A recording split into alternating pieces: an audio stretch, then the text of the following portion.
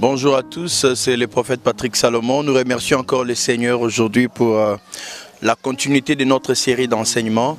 Aujourd'hui, nous aimerons parler d'un point très important en ce qui concerne la vie chrétienne pour redéfinir ce qui concerne l'appel, le ministère et le don. Et je sais que dans la plupart des cas, la plupart de personnes qui sont en train de servir Dieu aujourd'hui ont un peu du souci ou des difficultés à pouvoir découvrir au préalable qu'est-ce qu'il fait leur appel, pourquoi ils sont dans tel ou tel autre appel. Alors l'un des points que j'aimerais d'abord éclairer en ce qui concerne les appels, nous avons une certaine confusion aujourd'hui en ce qui concerne l'appel de prophète. Et j'aimerais mettre quelques éléments qui vont nous aider comme des fondements pour découvrir spécialement qui est un prophète, qui ne l'est pas. Est-ce que le don de prophétie fait d'une personne un prophète ou est-ce que c'est simplement l'office, l'appel ou la capacité qu'il a de rencontrer les seigneurs. Alors j'aimerais d'abord prendre un texte qui va nous guider, qui va nous orienter par rapport à l'enseignement d'aujourd'hui. Je vais prendre Exode chapitre 4, le verset 1, 2, 3, par rapport à l'appel qui a été fait dans la vie de Moïse.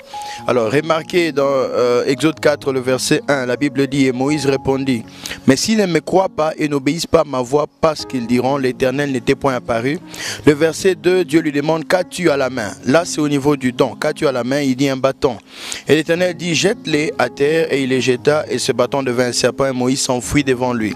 Alors il y a quelques éléments capitaux que je vais évoquer par rapport à l'appel de Moïse et aussi par rapport au don qui était manifeste dans sa vie. J'aimerais d'abord que nous puissions comprendre ceci. Il n'y a absolument aucun appel qui peut prendre place sans le mystère de la révélation de la croix de Jésus. Les dons sont simplement secondaires au salut. Le don, c'est ce que Dieu met en œuvre par rapport à un ministère, mais les dons ne constituent pas le ministère d'une personne. L'une des plus grandes confusions, comme je le disais, qui est liée par exemple au ministère prophétique, c'est que les gens confondent le don de prophétie par rapport au ministère prophétique. Le ministère est toujours l'office dans lequel Dieu met une personne et chaque office ne peut opérer qu'en fonction de la parole que Dieu a donnée dans cet office-là. Tous les 5 ministères sont le ministère de la parole. Vous ne pouvez pas exercer un ministère sans être révélé par rapport à la parole. La plus grande confusion qui existe par rapport au ministère de prophète, c'est que dans l'ancienne alliance, par rapport à ce que Dieu m'a enseigné, dans l'ancienne alliance, tout le prophète était en train de viser la compréhension de mystères qui allait être manifesté par rapport à la croix de Jésus en notre temps. Vous allez remarquer que quand Dieu a appelé Abraham, je vais toucher quelques points, vous allez remarquer qu'Abraham était un prophète, mais il n'avait jamais prophétisé comme tous les autres. Mais qu'est-ce qui faisait de lui un prophète? Si vous méditez, je crois dans Genèse chapitre 20, Dieu 20 et 21, Dieu appelle Abraham son prophète. Mais dans l'office de prophète, il n'avait pas la fonctionnalité de don de prophétie. Alors sa capacité de prophète, c'était d'abord sa capacité de voir l'avenir et d'être révélé par rapport à Christ. Aucun prophète n'est venu pour son propre compte. Aucun prophète n'a jamais existé simplement pour donner des prophéties de gauche à droite. Le prophète existe premièrement pour une révélation pleine de Jésus-Christ. Alors, qu'est-ce qui qualifie Abraham par rapport à ça? D'abord, sa capacité d'intercéder pour son neveu Lot et aussi pour la nation de Sodome et Gomorrhe. La capacité d'un véritable prophète, c'est d'abord voir les choses et les situer par rapport à une nation. Il voit les réalités qui sont dans une nation et Dieu révèle sa parole au prophète.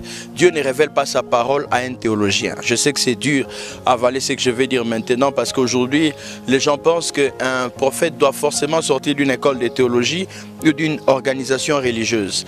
Les prophètes sont établis dans les rencontres avec Dieu. Pourquoi nous avons pris ce texte d'Exode chapitre 4? Parce que Moïse n'a pas su qu'il était prophète parce que quelqu'un est venu le lui dire. C'est parce qu'il avait une rencontre personnelle avec Dieu.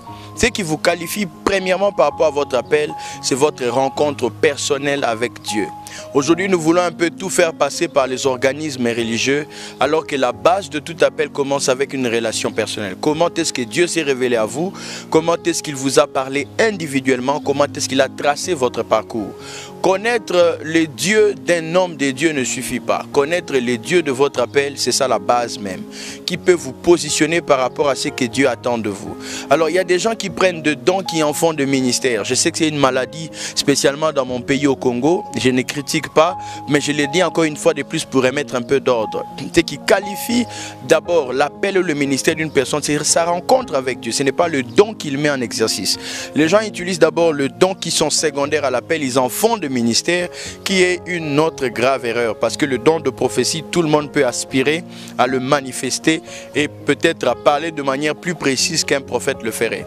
Alors la force qui était dans la vie d'Abraham, c'est que quand Dieu lui a dit amène ton fils à la montagne pour le sacrifier, Dieu était en train de révéler le sacrifice de la croix, le sacrifice de Jésus au travers d'Abraham. Il avait des mystères déjà révélés par rapport à Christ en son temps.